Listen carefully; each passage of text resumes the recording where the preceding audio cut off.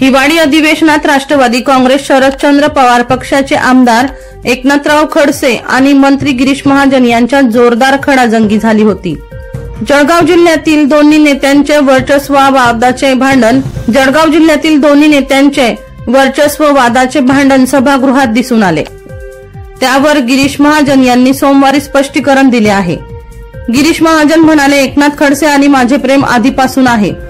एकनाथ खडसे माझ्याविषयी कमरे खालचे बोलत असतात, त्यामुळे मलाही त्यांना त्यांच्या भाषेत उत्तर द्यावे लागते।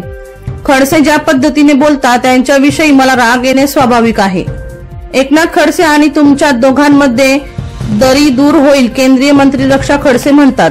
त्यावर गिरीश महाजन म्हणाले, रक्षा खडसे यांनी आधी एकनाथ खडसे यांना घरी समजावावे अशा कान पिचक्या दिल्या। गिरीश महाजन यांना पुन्हा एकदा जलसंपदा खात्याची जबाबदारी मिळाली आहे।